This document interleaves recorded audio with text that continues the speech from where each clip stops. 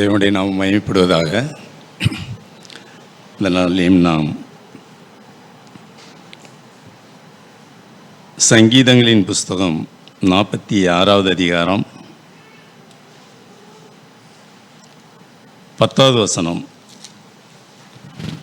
46:10. நீங்கள் அமர்ந்திருந்து நானே தேவன் என்று அறிந்து கொள்ளுங்கள். ஜாதிகளுக்குள்ளே உயர்ந்திருப்பேன், பூமியிலே உயர்ந்திருப்பேன். சேனைகளின் கர்த்தர் நம்மோடு இருக்கிறார். யாக்கோப்பின் தேவன் நமக்கு உயர்ந்த அடைக்கலமானவர். பெரியமானவர்களே, இந்த வார்த்தைகள் நமக்கு அதிகமாய் பரிச்சயமாய் நமக்கு தெரிந்த ஒரு வார்த்தை. அநேக நேரங்களில் நாம் சபையில் கேட்டுக்கொண்டிருக்கிறோம், இப்பொழுதும் கேட்குறோம். ஆனால் இந்த வார்த்தைக்கு நான் எந்த அளவுக்கு விசுவாசிக்க போகிறேன், இந்த வார்த்தையை எந்த அளவுக்கு நான் எனக்கென்று எடுத்துக்கொள்ளப் போகிறேன் அப்படிங்கிறது ஒரு சிலராக தான் இருக்க முடியும். ஏன்னா கேட்கிறவர்கள் விசுவாசத்தோடு கேட்காதபடியினால அவர்களுக்கு அந்த வார்த்தை பிரயோஜனம் இல்லாமல் போகும் அப்படின்னு வேதத்தில் வாசிக்கிறோம். ஆகவே நாம் கேட்கிற விதம் ஒன்று இருக்குது. எனக்கு அப்படின்னு கேட்கலாம், இது அவங்களுக்கு அப்படின்னு சொல்லியும் கேட்கலாம். எனக்குன்னு கேட்குறவர்களுக்கு அது பிரயோஜனமாக இருக்கும். இது மற்றவர்களுக்கு அப்படின்னு யோசிக்கும்போது அது அந்த வார்த்தை அவர்கள் வாழ்க்கையில் கிரியை செய்யாமையே போய்விடும். நாம் இப்படி கூடி தேவனுடைய வார்த்தையை தியானிப்பது வெறுமையாகவே போய்விடும். ஆகவே நாம் இந்த வார்த்தைகளை உண்மையாகவே ஆவியில் உணர்ந்து ஆண்டவர் எனக்கு அப்படிங்கிற ஒரு சிந்தையோடு கூட நாம் தியானிப்போம். நீங்கள் அமர்ந்திருந்து, அதாவது அமைதியாய் இருந்து, அதான் அர்த்தம். அமைதியாய் இருந்து தேவனுடைய முகத்தை நாம் நோக்கி பார்க்கும் பொழுது, அல்லது தேவனுடைய வார்த்தையை நம்பும்போது, விசுவாசிக்கும் போது, தேவன் நம்முடைய வாழ்க்கையில் இருக்கிற பிரச்சனைகளை அவர் எளிதாக்குகிறார். அதில் இருந்து நமக்கு ஒரு விடுதலையை தர உண்மையுள்ளவராக இருக்கிறார். யாக்கோப்பின் தேவன் கீழே இருக்கு, சேனைகளின் கர்த்தர் நம்மோடு இருக்கிறார். யாக்கோப்பின் தேவன் நமக்கு உயர்ந்த அடைக்கலமானவர். இந்த யாக்கோப்பின் தேவன், யாக்கோப்புக்கு பல பிரச்சனை. அவன் எந்த இடத்துக்கு போனாலும் பிரச்சனை தான். அவனுக்கு எந்த ஒரு காரியத்திலையும் ஒரு இளைப்பாறுதலே இல்லை. ஆரம்பத்திலேருந்து கடைசி வரைக்கும் பார்த்தா அப்படி தான் இருக்கும். ஆனாலும் கூட யாக்கோப்பின் தேவன் அப்படின்னு இருக்கு. அந்த யாக்கோப்புக்கு உதவி செய்த தேவன், அதான் அர்த்தம். அவனுக்கு அடைக்கலமாய் இருந்த தேவன், அவனுடைய வாழ்க்கையில் உயர்ந்திருந்த தேவன், தம்முடைய நாமத்தை யாக்கோப்புடைய வாழ்க்கையில் தேவன் மகிமைப்படுத்தினார். காரணம் என்னன்னா, அவன் அமைதியாய் இருந்து காரியங்களை, தேவனை சார்ந்து கொண்டு காரியங்களை செய்தான், காரியங்களை பெற்றுக்கொண்டான். ஆக பிரியமானவர்களே, நீங்கள் அமர்ந்திருந்து நம்முடைய வாழ்க்கையில் சின்ன சின்ன குறைவுகள், நம்முடைய வாழ்க்கையில் நாம் சந்திக்கிற சின்ன சின்ன பிரச்சனைகள், போராட்டங்கள், கவலைகள், மனிதர்கள் மூலமாய் வரக்கூடியதான நெருக்கடிகள் எதுவாக இருக்கட்டும், எல்லா நேரத்திலையும் நாம் செய்ய வேண்டிய ஒரே ஒரு காரியம் என்னென்னா, நீ அமைதியாயிரு. ஏன்னா யாக்கோப்பின் தேவன், யாக்கோப்புக்கு உதவி செய்த தேவன் எனக்கும் உதவி செய்ய வல்லவராக இருக்கிறார். இந்த பிரச்சனையில் நான் எப்படி கையாளணும்னு எனக்கு தெரியாது. அதாவதுங்க, நம்முடைய அறிவு ஞானம் ஒன்றுமே இல்லை அப்படின்னு நினைக்கும் போது தான் தேவனுடைய ஞானம் அங்கே வெளிப்படும். என்னால் முடியலைன்னு சொல்லும்போது தான் தேவனால் அங்கே கிரியை நடப்பிக்க முடியும். அதாவது நம்முடைய இருதயத்தில் நான் பார்த்துட்டேன், என்னுடைய வாழ்க்கையில் நான் அநேக நேரங்களில் என்னால் முடியும், இதை செய்வோம், இதை அப்படிங்கிறத யோசித்து ஒரு காரியத்தை முற்படும் போது அங்கே எதுவுமே நடக்காது போலவே இருக்கும். நம்பிக்கைங்கிறது என் மேலே அல்ல, தேவனுடைய வார்த்தையின் மேலே. என்னுடைய அனுபவம் திறமையினால் அல்ல, அறிவினால் அல்ல, தேவனுடைய ஆவியினாலே. அப்போ அதாவது என்னுடைய பலன்னு ஒன்று இருக்குது பாருங்களேன்.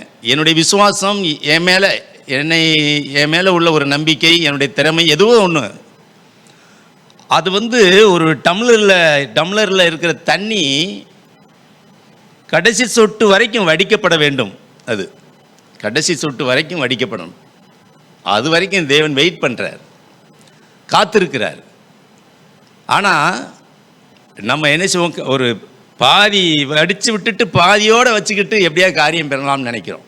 கொஞ்சத்தை நானும் என்னால் முடியலை அப்படின்னு சொல்லிட்டு ஏதாவது ஒரு வகையில் சாதுரியமாக யாரையாவது சார்ந்து, மனிதர்களை சார்ந்து, பணத்தை சார்ந்து, அல்லது நமக்கு அனுபவத்தை சார்ந்து ஒரு காரியத்தை செய்ய முற்படும் பொழுது தேவன் அமைதியாகவே இருப்பார். தேவன் கிரியை செய்ய முடியல. கடைசி சொட்டு தண்ணி அங்கே வடிக்கப்பட வேண்டும். முற்றிலுமாக என்னால் ஒன்றுமில்லை, நான் ஒன்றுமில்லை, என்னில் ஒன்றுமில்லை, என்னில் எதுவும் இல்லை என்ற நிலைக்கு நான் வரும்போது மாத்திரமே தேவன் அங்கே சொல்கிறாரு, நானே தேவன் என்று உன் வாழ்க்கையில் நீ அறிந்து கொள்ள முடியும், நான் செய்கிறதை நீ காண்பாய். அங்கே ஜாதிகளுக்குள்ளே பூமியிலே உயர்ந்திருப்பேன், என்னுடைய நாமம் அங்கே உயர்த்தப்படும், மகிமை அடையும். ஆம்பிரியமானவர்களே, நம்முடைய வாழ்க்கையை சீர்தூக்கி பார்ப்போம். நம்முடைய முயற்சியில், நம்முடைய பலத்தில் எதையுமே சாதிக்க முடியாது. தேவனால தான் கூடும். ஒரு குடும்ப பிரச்சனையாக கூட இருக்கலாம், கணவன் மனைவி பிரச்சனைகளாக இருக்கலாம், பிள்ளைகளிடத்தில் உள்ள பிரச்சனைகளாக இருக்கலாம், பக்கத்தில் உள்ள வீடுகள், வேலை செய்கிற ஸ்தலங்கள், அங்கே ஏற்படுகிறக்கூடிய மனிதர்கள் மூலமாக வரக்கூடிய பிரச்சனைகளாக இருக்கலாம். அந்த சூழ்நிலையில் தேவன் என்ன எதிர்பார்க்கிறார் தெரியுமா? நீ அமைதியாக இருக்கிறியா, இல்லை நீனே அதை காரியத்தை செஞ்சிடலாம்னு நினைக்கிறியா? என்னுடைய கரத்தில் விட்டு விடுகிறாயா, இல்லை உன்னுடைய கரத்திலேயே அதை செய்ய முற்படுகிறாயா? அந்த ஒரு கேள்வியில் தான், எதிர்பார்ப்பில் தான் தேவன் அந்த இடத்துல நம்மை நோக்கி பார்க்கிறார். பிரியமானவர்களே, குறைவுகள் ஏற்படும் பொழுது தேவனை சார்ந்து கொள்ள வேண்டும், தேவனுடைய முகத்தை தேட வேண்டும். வேதத்தில் வாசிக்கிறோம், சங்கீதம் 123 நினைக்கிறேன், 123 அந்த வார்த்தையை பாருங்கள்.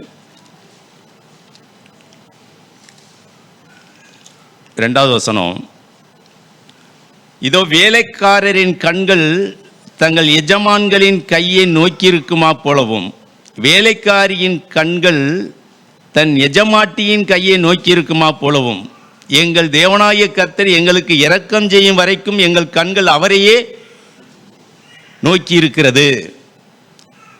எங்கள் கண்கள் அவரையே நோக்கி இருக்கு, அவ்வளவுதான். நாங்கள் அமைதியாக இருப்போம். வேலைக்காரனுடைய கண்கள் எஜமான் மேலேயே இருக்கும்.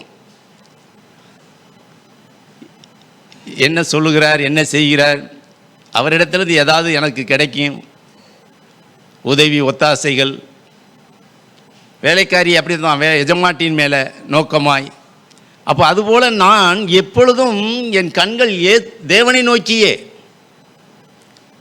இதோ எனக்கு ஒத்தாசை வரும் பர்வதங்களுக்கு நேராக என் கண்களை ஏறெடுக்கிறேன். அதுக்கு முன்னாடி நீங்கள் வாசிக்கலாம். அப்போ நம்முடைய கண்கள் தேவனையே நோக்கி இருக்கணும், தேவன் மேலேயே. இந்த அனுபவம் இருக்கும்போது தேவனுடைய நாமம் நம்முடைய வாழ்க்கையில் உயர்ந்திருக்கும், தேவனுடைய நாமம் மகிமைப்படும். தேவன் நம்மோடு இருப்பார். யாக்கோபின் தேவன் நம்மோடு இருக்கிறார், நம்ம இன்னும் சொல்ல முடியும். என் தேவன் என்னோடு இருக்கிறார். ஒவ்வொரு காரியத்திலையும் அவர் என்னை நடத்துகிற விதத்தை நான் பார்க்க முடியும். நமக்கு தெரியும், யோவான் எழுதின சுவிசேஷம் 2வது அதிகாரத்தில் சில நேரங்களில் மனுஷிகமாய் காரியங்களை செய்யும்போது ஒன்றுமே இல்லாமல் போய்விடுகிறது. தேவனை சார்ந்து கொள்ளும் பொழுது, தேவன் மேல் நம்முடைய கண்களை பதிக்கும் பொழுது, தேவனிடத்தில் காத்திருக்கும் பொழுது தேவன் அங்கே கிரியை நடப்பிக்கிறார். நமக்கு தெரிஞ்ச சம்பவம் தாங்க. காணா ஒரு கல்யாணத்தில் நீங்கள் பாருங்கள், அங்கே என்ன நடக்குது அப்படின்னா, திராட்சை ரசம் குறைப்பட்டது. அங்கே அந்த திருமணத்தில் முக்கியமான ஒரு காரியம் அது, ஆனால் குறைபடும் பொழுது நடந்தது என்ன அப்படின்னா, பாருங்கள் 3வது வசனம், திராட்சரசம் குறைபட்ட போது இயேசுவின் தாய் அவரை நோக்கி, அவர்களுக்கு திராட்சரசம் இல்லை என்றால். தன்னுடைய அனுபவம், தன் மகனிடத்தில் அநேக நாட்களில் ஏதாவது சொன்னால் செய்வாங்க ஏசாண்டவர். தன்னுடைய பேச்சை தட்டாத ஒரு மகன், ஒரு அனுபவம் அங்கே வெளியே வருது, அனுபவத்தில் பேசுகிறாங்க. திராட்சரசம் குறைப்பட்டதுப்பா ஏதாவது அப்படிங்கிறது போல. அப்பொழுது அதற்கு இயேசு, ஸ்திரீயே, எனக்கும் உனக்கும் என்ன, என் வேலை இன்னும் வரவில்லை என்றார். அவருடைய தாய் வேலைக்காரரை நோக்கி, அவர் உங்களுக்கு என்ன சொல்லுகிறாரோ அதன்படி செய்யுங்கள் என்றாள். அவர் உங்களுக்கு என்ன சொல்லுகிறாரோ அதன்படி செய்யுங்கள். இப்போ மரியாளுடைய காரியமெல்லாம் என்னென்னா, இயேசுவினுடைய கரத்தை நோக்கி பார்க்கிற ஒரு அனுபவம். இப்பொழுது இயேசுவை நோக்கி பார்க்குறாங்க. அவரால் தான் முடியும், என்னால் ஒன்றும் ஆகாது. இப்பொழுது அவர்கள் ஒரு அமைதியான இளைப்பாறுதலான ஒரு இடத்துக்கு வந்துட்டாங்க. இப்பொழுது நான் இதை எதுவுமே செய்ய முடியாது, என்னால் இந்த இடத்துல எந்த வேலையும் என்ன காரியமும் செய்ய முடியாது, இந்த பிரச்சனையை என்னால் தீர்த்து வைக்க முடியாது, இது அவர் தான். அப்போ அந்த இடத்துல அவர்கள் எவ்வளவு ஒரு அனுபவம் ஒன்றுமில்லைங்கிறத உணர்ந்து, ஆண்டவராய் இயேசு எல்லாவற்றுக்கும் எல்லா அதிகாரத்துக்கும் உடையவர் அவரே, அவர் ஆண்டவர் அப்படிங்கிறத விளங்கிட்டாங்க. அவர் தேவகுமாரன். அமைதியாய் அந்த இடத்துல நிசப்தம், அமைதி. அதாவது இந்த இடத்துல என்னன்னு கேட்டிங்கன்னா, மரியாளுடைய இருதயம் எவ்வளவு அந்த இடத்துல அப்படியே தாழ்மைக்குள்ளே போயிருந்திருக்கும். ஸ்திரீயே, பெண்ணே அப்படியெல்லாம் பேசும்போது அவருடைய இருதயம் அங்கே என்னப்பா என்ன நான் என்ன கேட்டுட்டேன் அப்படின்னு ஒரு பதில் வார்த்தையெல்லாம் இல்லை. அமைதி, அமைதி, அமைதி. நம்முடைய பிரதர் சொல்லுவாங்க, தாழ்மை, தாழ்மை, தாழ்மை அப்படின்றது போல் மரியாள் அந்த இடத்துல உண்மையிலே நமக்கு ஒரு மாதிரியாக இருக்கிறாங்க. குறைகள் பிரச்சனைகளை நாம் கையாளும் போது நாம் இந்த ஞானம் நமக்கு வேணும். பிரியமானவர்களே, அந்த இடத்துக்கு நமக்கு தெரியும். அதுக்கு கீழே நீங்கள் பார்த்தீங்கன்னு சொன்னால், யூதர்கள் தங்களை சுத்திகரிக்கும் முறைமையின்படி ஒவ்வொன்று 2-3 குடம் தண்ணீர் கொள்ளத்தக்கதாக 6 கச்சாடிகள் அங்கே வைத்திருந்தார்கள். அதுக்கு பின்னாடி ஆண்டவர் வந்து அவர்கள் அந்த வேலைக்காரர்கள், மரியாள், அந்த உறவினர்கள் எல்லோரும் எதிர்பார்த்து காத்திருக்கிறார்கள். ஆனாலும் அமைதியாக இருக்கிறார்கள். அந்த அமைதிக்கு அங்கே தேவன் ஒரு அற்புதத்தை செய்கிறார். சாந்த குணம் உள்ளவர்கள் பூமியை சுதந்திரித்துக் கொள்கிறார்கள்.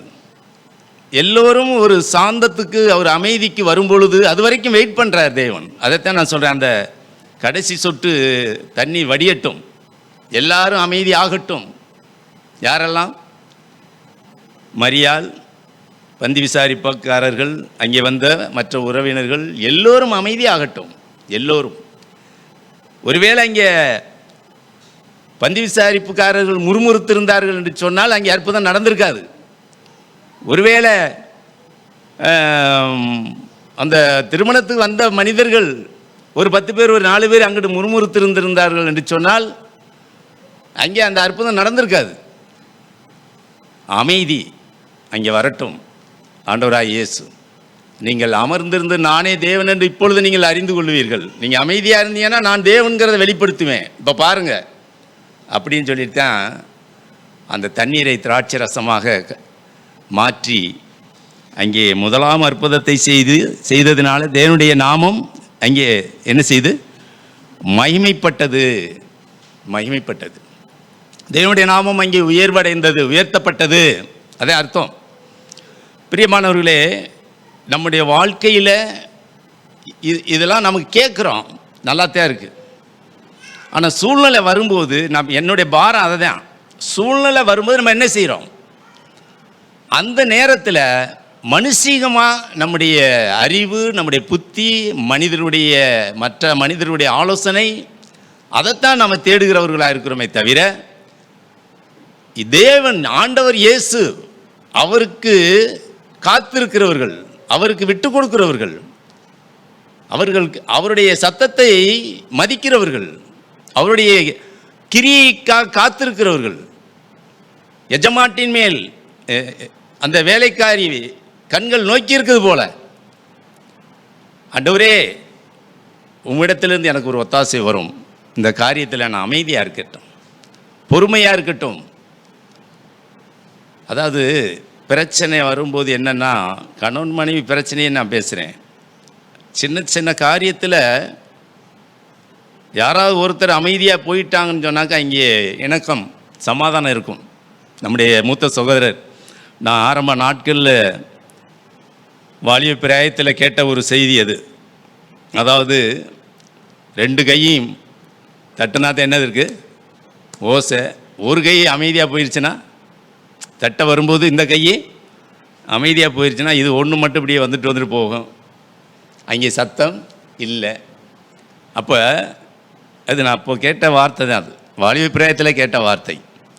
அப்போ அதுபோல் ஒரு நபர் சத்தத்தை குறைச்சிட்டோம்னு சொன்னால், அமைதியாக இருந்துட்டோம்னு சொன்னால், அங்கே கண்டிப்பாக தண்ணீர் திராட்சை ரசமாக மாறும், ஒரு சமாதானம் உண்டாகும். தேவனுடைய சமாதானம் அங்கே வரும்.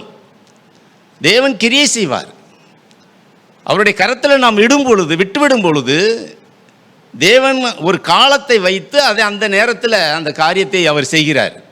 நம்ம பிரச்சனை வரும்போது பிரச்சனை மேலே இன்னும் பிரச்சனை என்ன செய்யலாம், இவர்கள் இப்படி பேசிவிட்டார்கள் நம்ம இப்படி பேசணும், இவர்கள் இப்படி செய்து விட்டார்கள் நம்ம இப்படி செய்யணும்.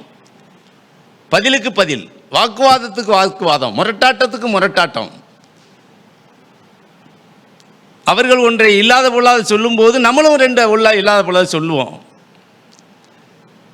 ஏசாயாவின் புஸ்தகம் 30வது அதிகாரத்தில் இப்படி ஒரு வார்த்தை இருக்கு. முதல் வசனம் வாசிக்கலாம்.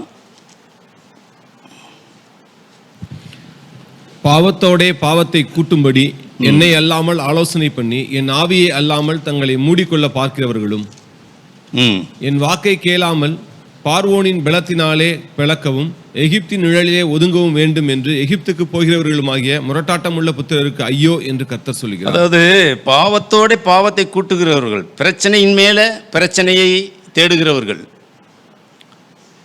நான் சொன்னேன், வாக்குவாதத்தின் மேலே வாக்குவாதம்.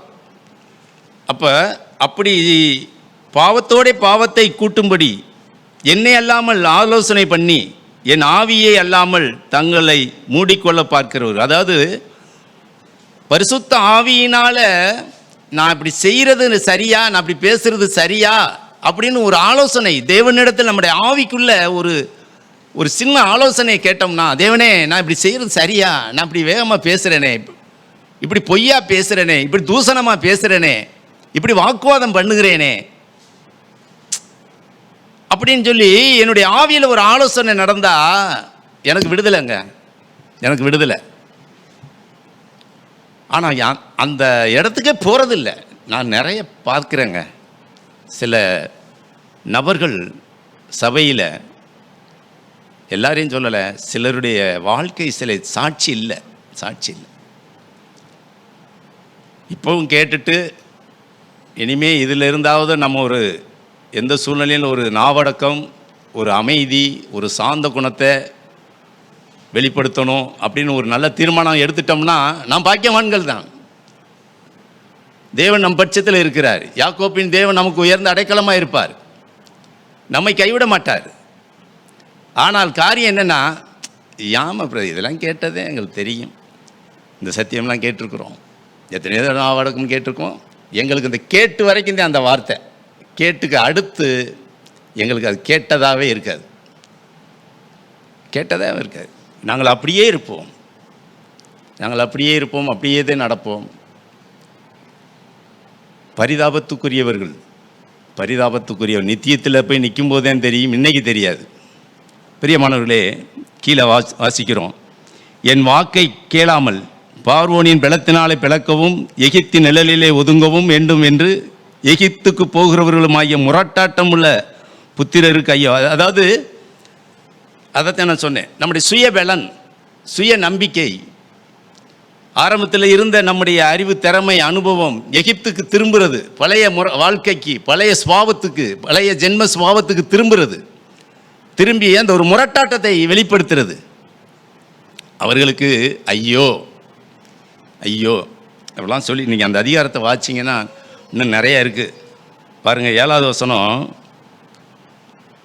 எகிப்தியர் சகாயம் நேரம் இல்லை, நான் சீக்கிரம் போகிறேன். 7வது வசனம், எகிப்தியர் சகாயம் பண்ணுவது வியர்த்தமும் வீணுமாம், ஆகையால் சும்மா இருப்பதே அவர்களுக்கு பலன் என்று அதற்காக கூறுகிறேன். இஸ்ரேல் ஜனங்களுக்கு சொல்கிறார், எப்பா நீ எகிப்திலிருந்து வருகிற சகாயம் உனக்கு உதவியாக இருக்கும் நம்புறியா?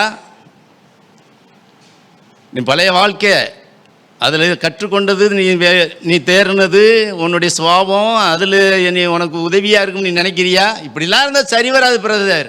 அப்படிங்கிறது பழைய சுவாபம். அதை இப்பவும் நீ பேசிக்கிட்டு தெரியா? பொறுமைக்கும் ஒரு எல்கை இருக்குது பிரதர் அப்படின்னு சொல்கிறாங்க. பொறுமைக்கு எல்லையே கிடையாது. யோவின் பொறுமையை குறித்து கேள்விப்பட்டிருக்கிறீர்களேன்னு வாசிக்கிறோம். அப்போ பொறுமைக்கெல்லாம் எல்லை கிடையாது. அதாவது நான் ஒன்று சொல்கிறேன் கவனிங்க. எனக்கு சாத்தான் வேதத்தில் இல்லாததை ஜனங்களுக்கு போதித்து நம்ப வைத்து விட்டான் நிறைய பேரை. பொறுமைக்கு எல்லை இருக்குன்னு பைபிளில் இருக்கா? இப்படி சில இதுகள்லாம் இருக்குது. பணம் இல்லாமல் வாழ முடியாது அப்படின்னு சொல்லுவாங்க. அப்படியெல்லாம் இருக்கா? இதெல்லாம் சாத்தானுடைய தந்திரங்கள். அதாவது பிரியமானவர்களே, எகிப்தியர் சகாயம் பண்ணுவது வியர்த்தமும் வீணுமாம், ஆகையால் சும்மா இருப்பதே அவர்களுக்கு பலன் என்று அதற்காக கூறுகிறேன். இஸ்ரவேல் ஜனங்களுக்கு சொல்கிறாரு, நீங்கள் சும்மா இருந்தீங்கன்னா அமைதியாக இருங்க, நான் உங்களுக்கு உதவி செய்வேன், நான் உங்களுக்கு பலனாக இருப்பேன், நீங்கள் அமைதியாக இருக்கிறதே உங்களுக்கு பலன் அப்படின்றார். எவ்வளோ அந்த வார்த்தையை பாருங்கள். சரி, இப்போ காரியம் என்ன அப்படின்னா, நீங்கள் அமர்ந்திருந்து நானே தேவன் என்று அறிந்து கொள்ளுங்கள் அப்படின்னு வாசித்தோம். சரி, அமைதியாக இல்லாமல் ஏதோ பாவத்தை கூட்டிட்டேன் பிரதர், வாக்குவாதம், பிரச்சனைகள் மேலே பிரச்சனை, எனக்கே கஷ்டமாக இருக்குது, என் ஆவியில் அது தவறுன்னு உணர்றேன் அப்படின்னு சொல்லி நம்ம உணர்வடையும் போது அங்கே ஒரு வார்த்தை நமக்காக வச்சிருக்கிறார். 15வது வசனம், நீங்கள் மனம் திரும்பி அமர்ந்திருந்தால் ரட்சிக்கப்படுவீர்கள். ஆமேன். நீங்கள் மனம் திரும்பிடுங்க. மனம் திரும்பி நீங்கள் மறுபடியும் என்ன செய்யலாம்? அமைதியாக இருக்க கற்றுக்கொள்ளுங்கள், உங்களுக்கு ரட்சிப்பு. நீங்கள் மனம் திரும்பிடணும். மனம் திரும்பாமல் அப்படியே இருந்துடாதீங்க, உங்களுக்கு ரட்சிப்பு இருக்காது. நீங்கள் மனம் திரும்பிட்டீங்கன்னா முடிஞ்சு. மனம் திரும்பி அமர்ந்திருங்கள். அமர்ந்திருக்கும் பொழுது ரட்சிக்கப்படுவீர்கள். அமெரிக்கையும் நம்பிக்கையுமே உங்கள் பலனாக இருக்கும். ஆமேன். உங்களுக்கு சமாதானமும் இளைப்பாறுதலும் உங்களுக்கு இருக்கும். மனம் திரும்பிட்டேன்னா முடிஞ்சு. மனம் திரும்பிட்ட பிரியமானவர்களே, தேவன் சாத்தான் எதற்கு தேவனுடைய பிள்ளைகளிடத்தில் பயப்படுகிறான் தெரியுமா? தேவனுடைய பிள்ளைகளிடத்தில் சாத்தான் பயப்படுவது எதுக்கு தெரியுமா? ஒரு மனிதன் தேவனுடைய பிள்ளையாகிய ஒருவன் பாவம் செய்துட்டாலும் சொல்லி விழுந்துட்டாலும் பின்வாங்கி போயிட்டாலும் அவன் மனம் திரும்பும் போது அவன் பயப்படுகிறான். மனம் திரும்புவதில் அவ்வளவு பலன் இருக்கு. தேவனுடைய பலனுக்குள்ள வந்துடும், தேவனுடைய வல்லமைக்கு, தேவனுடைய அன்புக்கு, தேவனுடைய இரக்கத்துக்கு, தேவனுடைய பாதுகாப்புக்குள்ள வந்துடும் மனம் திரும்பும் போது. அப்பொழுது அவனுக்கு வெறுமையாகிறான். நம்மளை தொடுவதற்கு, நம்மை மோசம் போக்குவதற்கோ அல்லது நம்மை வஞ்சிக்கிறதுக்கு, ஏமாற்றுவதற்கு, வெளுத்தாட்டுவதற்கு அவனுக்கு அதிகாரம் இல்லாமல் போகுது. எவ்வளவு பெரிய சாக்கியம் பாருங்க. எனக்கு அது ரொம்ப உற்சாகமாக இருக்கு. மனம் திரும்பும் போது அவனுக்கு ஒன்றுமில்லை. ஆமேன். மனம் திரும்பாத வரைக்கும் அவன் என்னை வஞ்சிக்கிறவனாக இருக்கிறான், ஏமாற்றுகிறவனாக இருக்கிறான், மோசம் போக்குறவனாக இருக்கிறான், தந்திரமாய் என்னை பழி வாங்கி கொல்லவும் அழிக்கவும் துடிக்கிறான். அதான் அர்த்தம். மனம் திரும்பிட்டோம்னா அந்த வார்த்தை எவ்வளோ இருக்கு பாருங்க. நீங்கள் மனம் திரும்பி அமர்ந்திருந்தால் விடுதலை அடைவீர்கள், ரட்சிப்படைவீர்கள். உங்களுக்கு நான் தேவனாக இருப்பேன், உங்களுக்கு சமாதானம் இருக்கும், நம்பிக்கை இருக்கும் என்று இஸ்ரவேலின் பரிசுத்தராயிருக்கிற கர்த்தராகிய தேவன் சொல்லுகிறார். நீங்களோ அப்படி செய்ய மனதாயிராமல். இதைத்தான் நான் சொல்ல வந்தேன். நீங்களோ அப்படி செய்ய மனதாயிராமல் அப்படின்னா கேட்டுட்டு அப்படியே விட்டுருவீங்களே, நான் எவ்வளோ சொல்கிறேனே கேட்கலையே அப்படின்னு ஆண்டவர் ஆதங்கத்தோடு சொல்கிறார். பிரியமானவர்களே, நாம் இந்த வார்த்தைகளை கேட்கிற நாம் நம்முடைய வாழ்க்கையில் அமைதி, அதாவது சாந்தம், அதை கற்றுக்கொள்ளும். ஆண்டவர் சொன்னார், நானே சாந்தமும் மனத்தாழ்மையுமா இருக்கிறேன், என்னிடத்தில் வந்து நீங்கள் என்ன செய்யுங்க, கற்றுக்கொள்ளுங்கள், என்னிடத்தில் வாங்க, நான் உங்களுக்கு அந்த இளைப்பாறுதலை தருவேன், உங்களுக்கு அந்த அமைதியை தருவேன், இழந்து போன கிருபையை, பெலனை, சமாதானத்தை மீண்டும் தருவேன். அதே அர்த்தம். தேவனுடைய சமூகங்கிறது வந்து பிரியமானவர்களே, தேவனுடைய பாதத்தில் அமர்வதுங்கிறது நமக்கு கிடைத்த ஒரு கிஃப்ட், அது ஒரு ஸ்லாக்கியம், அது நமக்கு கிடைத்த ஒரு பாக்கியம். நம்ம எந்த நேரத்திலையும் ஆண்டவர்கிட்ட போகலாம், எந்த சூழ்நிலைக்கும் ஆண்டவர் போதுமானவராக இருக்கிறார், எந்த பிரச்சனையும் தீர்த்து வைக்க அவரால் முடியும், அவரால் கூடாத காரியம் ஒன்றுமே இல்லை. நாம் தலையிட்டு காரியங்களை முரட்டாட்டம் பண்ணி, வாக்குவாதம் பண்ணி, பொறுமை இழந்து ஒரு காரியத்தை செய்யும்போது தேவன் ஒதுங்கி கொள்கிறார். தேவன் அந்த இடத்துல இடைப்பட முடியலை. அவருடைய கைகளை நாமே கட்டி போடுகிறோம். அது அவிசுவாசம். அப்படி செய்யும்போது அது அவிசுவாசமாக போகுது. அவிசுவாசம் உள்ளவர்களுக்கு தேவன் எதையுமே செய்ய முடியலை. தேவனுடைய கரத்தில் விட்டு விடும்போது, தேவனுடைய நாமத்தில், ஆண்டவரே நீர் இந்த காரியத்தில் பாதுகாத்துக்கொள்ளும், நீ நடத்தும். பாருங்கள், எரேமியா ஒரு வார்த்தை எனக்கு ரொம்ப பிடிக்கும். என்னென்னா, எரேமியாவை கொல்வதற்கு அவனை ஜனங்கள் பிரயத்தனம் பண்ணும்போது அவன் போய் தேவ சமூகத்தில் ஜெபிக்கும்போது, ஆண்டவரே இந்த காரியத்தை உம்மிடத்தில் சாட்டி விடுகிறேன் அப்படின்னுவார். இந்த காரியத்தை உம்மிடத்தில் சாட்டி விடுகிறேன், நீ பார்த்து கொள்ளும், அவ்வளோதான், முடிஞ்சு, சாட்டி விடுகிறேன் அப்படின்னு சொல்கிறார். நம்ம அப்படி சொல்ல பழகியிருக்கிறோமா?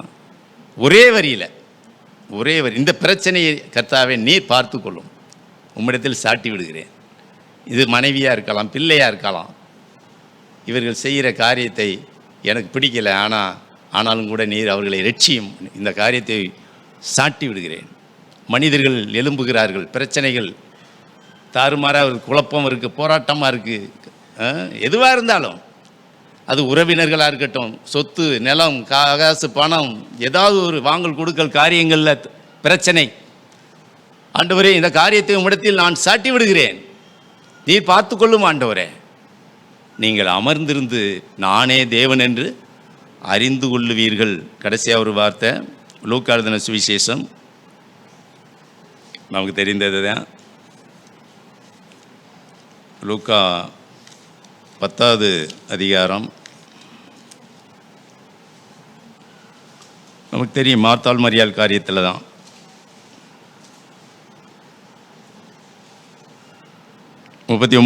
அவளுக்கு மார்த்தாள் மரியாள் வீட்டுக்கு ஆண்டவர் வர்றாரு. அங்கே வந்தவுடனே மரியாள் எண்ணப்பட்ட ஒரு சகோதரி இருந்தால், அவள் இயேசுவின் பாதத்தில் உட்கார்ந்து அவருடைய வசனத்தை கேட்டுக்கொண்டிருந்தாள். மார்த்தாளோ பற்பல வேலைகளை செய்வதில் மிகவும் வருத்தமடைந்து அவரிடத்தில் வந்து, ஆண்டவரே நான் தனியே வேலை செய்யும்படி என் சகோதரி என்னை விட்டு வந்திருக்கிறதை குறித்து உமக்கு கவலை இல்லையா? எனக்கு உதவி செய்யும்படி அவளுக்கு சொல்லும் என்றாள். இயேசு அவளுக்கு பிரதியுத்தரமாக, மார்த்தாளே, நீ அநேக காரியங்கள் குறித்து கவலைப்பட்டு கலங்குகிறாய், தேவையானது ஒன்றே. அப்படின்னா, அந்த ஆண்டோடைய சமூகத்தில், தேவனுடைய பாதத்தில் அமர்ந்து அமைதியாக இருக்கிறது. அமைதியாக இருந்து தேவன் என்ன சொல்கிறார், அமைதியாக இருக்கிறது. அந்த மார்த்தாள் பேசும்போது மரியாளுடைய இருதயத்தில் சலனம் வந்திருக்கும். நான் ஆண்டோடைய வார்த்தையை கேட்டுக்கிட்டு இருக்கிறேன், இவள் அக்கா வந்து சகோதரி சும்மா நித்திய தொந்தரவு பண்ணிக்கிட்டேன், உதவி செய்ய கூப்பிட்டுக்கிட்டு இந்த நேரம் பார்த்து அப்படின்னு ஒரு இது. ஆனாலும் கூட அவள் அமைதியாய், அந்த மரியாதை போல, இயேசு ஆண்டவருடைய தாயை போல அமைதியாய், அந்த இடத்துல ஒரு வார்த்தையுமே இல்லை, அவங்க பேசினதா ஒரு வார்த்தையுமே இல்லை. ஆண்டவர் சொன்னார், தன்னை விட்டு எடுபடாத நல்ல பங்கு இதுதான். இப்படி அமைதியாக இருந்து கற்றுக்கொள்வது தான் நல்ல பங்கு. எனக்கும் அவர்களுக்கும் அப்படிப்பட்டவர்களிடத்துல உறவு இருக்குது, பங்கு இருக்குது. அவர்களிடத்தில் தான் நான் கிரியை செய்ய முடியும். மரியாள் அமைதியாய் தன்னை விட்டு கொடுக்கிறத பார்க்குறோம். அமைதியாக விட்டு கொடுக்கிறத பார்க்குறோம். பிரியமானவர்களே, நாம் அப்படிப்பட்ட வாழ்க்கை வாழ பிரயாசப்படுவோம். நாம் தேவனை சார்ந்து கொள்வோம். நம்முடைய காரியங்களை தேவன்கிட்ட ஒப்பு கொடுப்போம். உன்னுடைய பிரச்சனைகளை தேவனிடத்தில் ஒப்பு கொடுன்னு தான் இருக்குது. நம்முடைய இருதயத்தில் எண்ணங்கள் எழும்பலாம். அதை தான் நம்ம பார்த்தோம். எகிப்து பெலன், அதெல்லாம் எகிப்தினுடைய பெலன், பழைய சுபாவங்கள். அது நமக்குள்ளே எழும்பலாம். அது நமக்கு உதவி செய்கிறது போல் இருக்கலாம். நம்முடைய அறிவு, நம்முடைய திறமை, அது நமக்கு சகாயம் பண்ணுவது போல் இருக்கலாம். நீ அதை நம்பாத, அது உனக்கு உதவி செய்யாது. அதுதான் அன்றைக்கி தேவனுடைய வார்த்தையாக இருக்கிறது. நாம் இந்த காரியத்தை சீர்தூக்கி தேவனுடைய சமூகத்தை தேடுவோம். தனிப்பட்ட முறையில் அது வேலையாக இருக்கலாம், திருமண காரியங்களாக கூட இருக்கலாம், அல்லது குடும்ப பிரச்சனைகள் எதுவாக இருந்தாலும் நாம் தேவ சமூகத்தில் ஒப்பு கொடுத்து காத்திருப்போம். தேவன்கிட்ட நம்முடைய காரியத்தை, பாரத்தை வெளிப்படுத்தி கொண்டே இருந்தால் போதும். எப்பொழுதெல்லாம் ஒரு பாரம் வருதோ அது தேவன்கிட்ட. என் தேவன் இருக்கிறார். நான் வாழ்வை பிராயத்தில் எவ்வளவோ பிரச்சனைகளை நான் கடந்து வந்த பொழுதெல்லாம் எனக்கு அந்த பிரச்சனைகளை கையாள தெரியாது. எனக்கு ஞானம் இல்லை. மனிதர்கள் சில நேரங்களில் பல ஏன் ரட்சிக்கப்பட்ட நபர்கள் கூட எனக்கு எதிராக எழும்பின அந்த காலங்கள்லாம் உண்டு. சில ரட்சிக்கப்பட்டவர்கள் கூடலாம் அப்படிலாம் இருந்தது. ஆனால் எனக்கு ஒன்று மட்டும் நல்லா அறிந்திருந்தேன். அந்த சூழ்நிலையை அப்படியே போய் ஆண்டோட்ட சொல்லி பொல பொல பொலன்னு அப்படி கண்ணீர் விட்டு அழுக தெரியும். அது ஒன்று தான் எனக்கு தெரிந்தது. வேறு எதுவுமே எனக்கு தெரியாது. யார்ட்டையுமே சொல்லவும் மாட்டேன். அமைதியாக ஆண்டோட்ட போய் இந்த சூழ்நிலை, இந்த நபர், இந்த காரியங்கள் என்னால் முடியலை, நான் என்ன செய்ய ஆண்டவரே?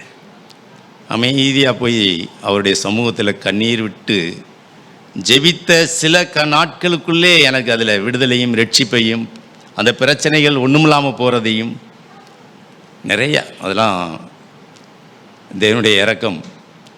பிரியமானவர்களே, தேவன், நம்முடைய தேவன் யாக்கோப்பின் தேவன், யாக்கோப்போடு இருந்த தேவன் நமக்கும் தேவனாக இருக்கிறார். அவருக்கு பல பிரச்சனைகள் இருந்தது. அதெல்லாம் எடுத்து நம்ம பார்க்க நேரம் இல்லை, அதனால் நான் சுருக்கமாக சொல்லிட்டேன்.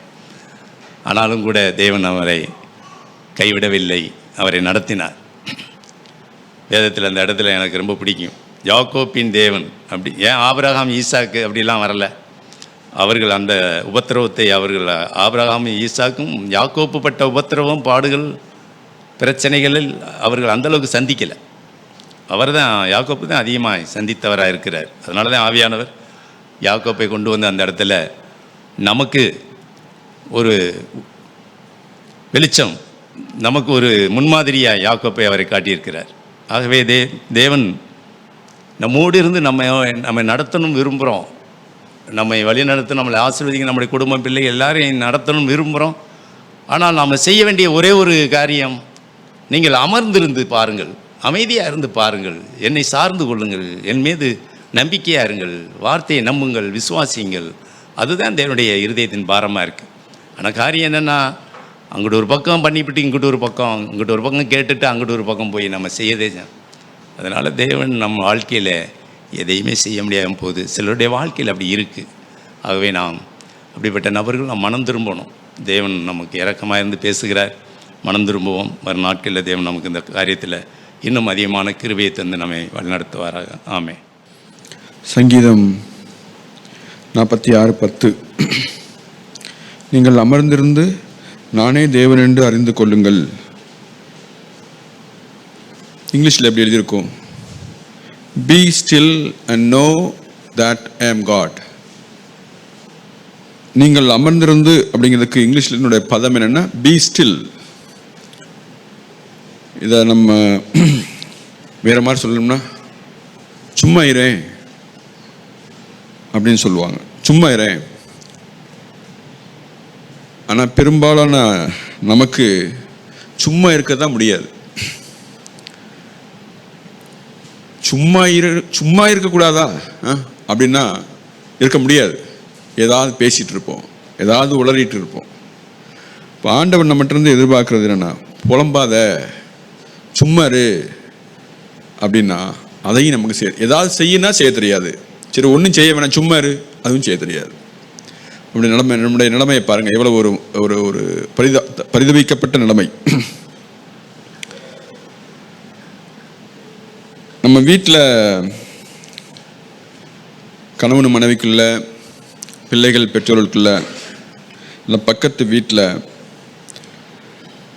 சமாதானம் வேண்டி போராடிக்கிட்டு இருக்கிற நமக்கு தேவன் இப்போது கொடுக்குற வார்த்தை என்ன தெரியுமா? நீ உன்னால் முயன்றதெல்லாம் முயற்சித்து பார்த்துட்டு இல்லை? ஆமாம் தானே? என்னென்னமோ முயற்சித்து பார்த்துருங்கல்ல. இப்போ நான் ஒன்று சொல்கிறேன், கேளு. சும்மா இரு, அமைதியாக இரு, மொத்தத்தில் நான் பார்த்துக்கிறேன் அப்படின்னு சொன்னோம்னா நம்மளால் என்ன செய்ய முடியல அப்படின்னா, ஆபிரகாம் செய்த தவறு. அதாவது நமக்கு ஒரு வாரிசு உண்டாகணும்னா நம்ம ஏதாவது செய்யணும் போல இருக்கு, நம்ம ஏதாவது இணங்கி போகணும் போல இருக்கு அப்படின்னு சொல்லி தன்னுடைய மனைவி சொல்கிற ஒரு ஆலோசனைக்கு இணங்கி போகிறது. ஆனால் ஆண்டவர் என்ன சொல்றாரு?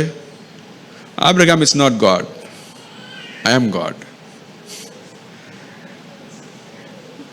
பிரதர் அழகாக சொன்னாங்க, அங்கே ஆபிரகாமின் தேவனும் போடல, யாக்கோப்பின் தேவனும் போட்டிருக்கு.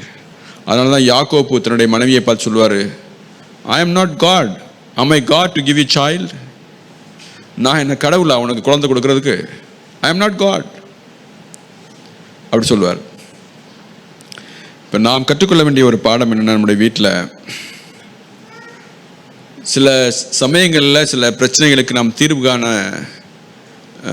நம்ம சில சமயங்களில் ஜெபம் பண்ணி பார்ப்போம், உத்தமமான காரியம். அழுது பார்ப்போம், நல்ல காரியம். உபவாசித்து பார்ப்போம், நல்ல காரியம். முடிஞ்ச விடலாம் சொல்லி பார்ப்போம், ஓகே. எல்லாம் செஞ்ச பிறகு கடைசியாக நம்ம என்ன செய்யறது? இப்போ ஆண்டவரே, நான் இனிமேல் அப்படி இப்படிலாம் ஒன்றும் சொல்ல போகிறதில்ல, அமைதியாக அவனுடைய பாதத்தில் அமர்ந்திருப்பேன். எவ்வளோ நாள் எடுக்கும் தெரியாது. மோசே அந்த மக்கள் எல்லாம் விட்டுட்டு அந்த மலைக்கு போகும்போது கீழே இருக்கிறவங்க செஞ்சிருக்க வேண்டிய ஒரே வேலை என்ன? பேசாமல் இருந்திருக்கணும், அமைதியாக காத்திருக்கணும். போனார்ல, வருவார் அப்படின்ற அந்த நம்பிக்கையோடு விசுவாசத்தோடு காத்திருக்கணும். போனவருக்கு என்ன ஆச்சோ தெரியல, அது என்ன ஆச்சோ தெரியல, அது நம்ம ஏதாவது செஞ்சால் தான் சரியாக இருக்கும், நம்ம ஏதாவது செய்வோம் செஞ்சுருவோம். தேவனுக்கு அது பிடிக்குமான்னா பிடிக்காது. நான் அப்படி யோசிச்சு பார்த்தேன். மோசே அந்த இஸ்ரவேல் மக்கள் எல்லாம் கூட்டிட்டு வருவார். அவங்க இப்போ செங்கடல் வந்துட்டாங்க. செங்கடல் வந்த உடனே அந்த ஆள் என்னையா இந்த பக்கம் கூட நிப்பாடி இருக்கிற அப்படின்ற மாதிரி அவங்க கேட்ட உடனே மோசே கேட்பார், ஆண்டவர் என்ன செய்யட்டும்? இப்போ நீ எப்பவும் போல உன்னோட கோலை எடுத்து என்ன செய்ய அப்படின்னா, நீ கடலுக்கு நேராக நீட்டு, அது கடல் பிரிஞ்சிரும் அப்படின்னு சொன்ன. நல்ல வேளை மோசே சந்தேகப்படலை. அவர் சொன்ன உடனே என்ன செஞ்சார்? எடுத்து நீட்டிட்டார். அந்த கண்மலையிட்ட பேசுனது மாதிரி பேசணுமா, தண்ணி வருமா, என்னையா ஒரே இப்படிலாம் பேசலை. நல்ல வேலை கடலில் போய் நான் கம்பெனி நீட்டினா அது வாடு கடல் பிரியுமா, என்னமோ சொல்கிறீங்க போங்க அப்படிலாம் அவர் ஒன்றுமே சொல்லலை. Our company நீட்டிட்டார். கடல் பிரிஞ்சிருச்சு. கடல் பிரிஞ்சிருச்சுன்னு சொல்லி இப்போ யாராவது போச்சோன்னா என்ன சொல்லுவோம்? நீங்கள் முதல்ல போங்க, அப்புறமா நாங்கள் போகிறோம். இப்படி பேசின ஆள் இருந்திருக்குமான்னா நான் யோசிச்சு பார்க்குறேன், கண்டிப்பாக இருந்திருக்கும். கம்பெனி நீட்டினீங்க, கடல் பிரிஞ்சிருச்சு, நீங்கள் முதல்ல போங்க, அமுங்குறீங்களா இல்லைன்னு பார்ப்போம் அப்படின்னு கேட்குற ஆள் இருந்திருக்கும். யோ, நான் நீட்டிகிட்டே இருந்தா தாயா கடல் பிரியும், நான் உள்ளே போனேன்னா அப்புறம் எப்படி மற்றவங்களாம் உள்ளே வர, நீங்கள் போங்க அப்படின்னா அந்த வேலையெல்லாம் விட்டுடு, முதல்ல நீங்கள் போங்க, இப்படி வாக்குவாதம் பண்ணுற ஆள் இருந்திருக்கும்னு நான் நினச்சி பார்த்தேன். சரி, இந்த ஆளுகளுக்கு இது பலிக்காது. உடனே அந்த சேனைகளை என்ன செய்யணும்? பின்னாடி திறத்தை விட்டு இப்போ என்ன செய்யறது? ஐயோ அப்பா, இந்த ஆளுகிட்ட சாகிறதுக்கு பதிலாக அப்படி உள்ளேயாவது போகும்னு சொல்லி போகிறது. இப்படி கடைசி வரைக்கும் போயிடுறது. இப்போ என்ன செய்கிறார்? இவரும் போயிடாரு. இப்போ திரும்ப என்ன செய்கிறார்? அதே கோலை திரும்பி காமிக்கிறாரு. இப்போ முடிக்கிறது. அதனால் நீங்கள் ரகசியமாக போய், ஆமாம் மோசே முதல்ல இப்படி காமிச்சிங்க, கடல் விரிஞ்சிச்சு, திரும்ப இப்படி காமிக்கிறீங்க, கடல் முடிக்கிறது, என்னது அப்படின்னா அது தேவ செயல். அதெல்லாம் நம்ம ஏன் எதுக்குன்னு உட்கார்ந்து யோசிக்க வேண்டிய தேவையில்லை. சும்மா இருந்தால் போதும். நம்ம என்ன செய்யணும்? சும்மா இருந்தால் போதும். இயேசுனுடைய வாழ்க்கையில் இப்படி நடக்கும். அவர் பிலாத்து அரண்மனையில் நிற்பார். பிலாத்து இப்போ அவரை பார்த்து கேள்விகள் கேட்பார். உன்னை விடுவிக்கவும் உன்னை கொல்லவும் எனக்கு அதிகாரம் இருக்கு தெரியுமில்ல, அதனால் நான் கேட்குற கேள்விக்கெல்லாம் பதில் சொல்லுன்னு இவர் என்ன செய்வார்? பேசாமல் நிற்பார். ஒரே ஒரு வார்த்தை மட்டும் சொல்லுவார், மேலிருந்து உனக்கு அதிகாரம் கொடுக்கப்படாவிட்டால் எனக்கு உண்மையில் எந்த அதிகாரமும் இல்லை. அப்படின்னு என்ன அர்த்தம்னா, இவர்கிட்ட ஏதாவது எதிர்த்து பேசணும்னு கொன்றுவாப்லையோ அந்த பயம்லாம் கிடையாது. ஒரு நல் சாட்சியாக அந்த இடத்துல அவர் பேசிட்டார். நம்மை போல வீணாய் பயப்படுகிறவர் ஆண்டவர் அல்ல. எந்த சூழ்நிலையிலையும் பயப்படாமல் பேச வேண்டிய இடத்துல பேசுவார். பேச வேண்டாம்னு சொல்லி மேலேருந்து உத்தரவு வந்துச்சுன்னா, நீ எத்தனை கேள்வினாலும் கேளு, நான் பேச மாட்டேன் போ அப்படின்னு சொல்லி பேசாமல் இருக்கிறது. எனவே நம்முடைய ஆண்டவர்கிட்ட நம்ம கற்றுக்கொள்ள வேண்டிய பாடம் இது. அதாவது எப்படின்னா, சூழ்நிலைகளை குறித்து இப்போ நம்ம பிளாத்துக்கிட்ட நின்றாலும் சரி, இல்லாட்டி தலைமை குருவுக்கு முன்னாடி நின்றாலும் சரி, நம்ம ஒழுங்காக பதில் சொல்லலைன்னா நம்மளை கொன்றுவாங்களோ.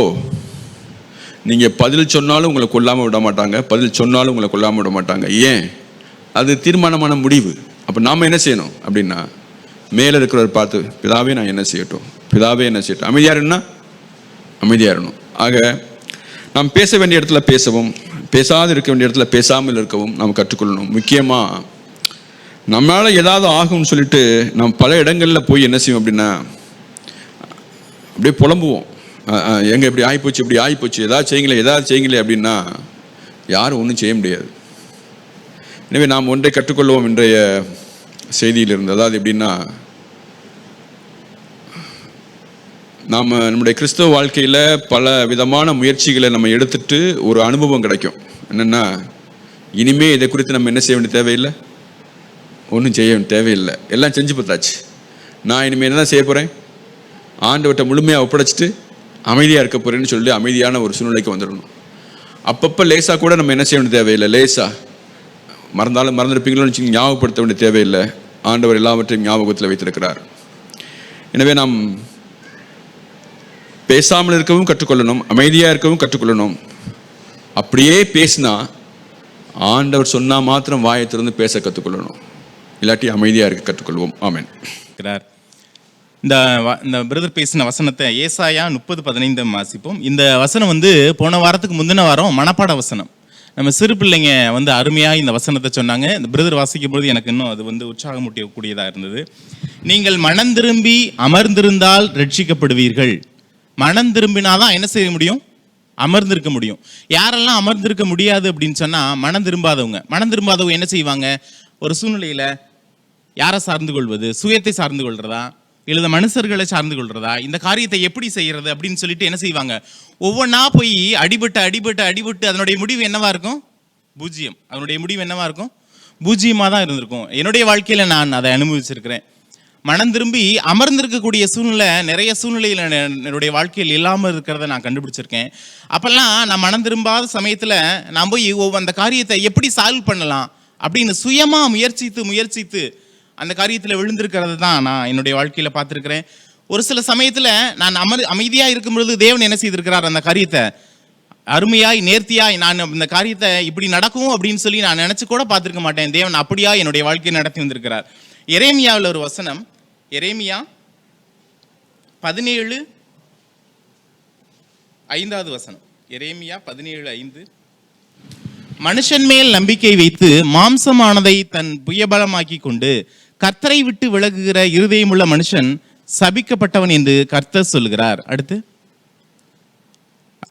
அவன் அந்தரவெளியில் கரளையாய் போன செடியை போலிருந்து நன்மை வருகிறதை காணாமல் வனாந்திரத்தின் வறட்சியான இடங்களிலும் குடியில்லாத உவர் நிலத்திலும் தங்குவான். இதுதான் தன்னுடைய சுய புத்தியை சார்ந்து கொண்டு அமர்ந்திருக்கணும் அப்படின்னு சொல்ல வேலையில நம்ம அமர்ந்திருக்காமல் இருந்தோம் அப்படின்னு சொன்னா, நம்ம மேல நம்பிக்கையை வச்சு மாம்சமானதை தன் புயபலமாக்கி கொண்டு அப்படி இருந்தோம்னா, நம்ம சூழ்நிலை மத்தியில நான் இருந்தேன்னா நான் என்ன செஞ்சிருக்க மாட்டேன்னா, கர்த்தரை விட்டு தூரமா விலகி போயிடுவேன். என்னுடைய வாழ்க்கை எப்படி இருக்கும், கரளையாய் போன செடியை போல இருக்கும் அப்படின்னு சொல்லி தேவன் என்னோடு பேசினார். அதுக்கு அடுத்த வசனம் பாருங்க என்ன இருக்கும். இப்போ மனுஷரை சார்ந்து கொள்ளாம, சூழ்நிலையை சார்ந்து கொள்ளாம, சுயத்தை சார்ந்து கொள்ளாம, அதுக்கு அடுத்த வசனம் 7வது வசனத்துல கர்த்தர் மேல் நம்பிக்கை வைத்து, கர்த்தரை தன் நம்பிக்கையாய் கொண்டிருக்கிற மனுஷன் பாக்கியவான்.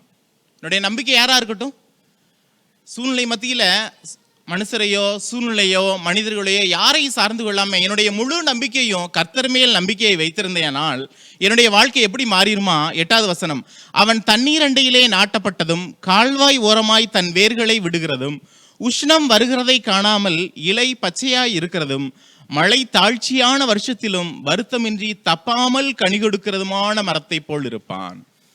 நம்முடைய வாழ்க்கை, என்னுடைய வாழ்க்கை தப்பாம கனி கொடுக்கணும் அப்படின்னு சொன்னா தேவன் ஒவ்வொரு சூழ்நிலை மத்தியிலும் தேவன் என்ன சொல்லுகிறாரோ அதை மாத்திரம் நம்ம என்ன செய்யணும்.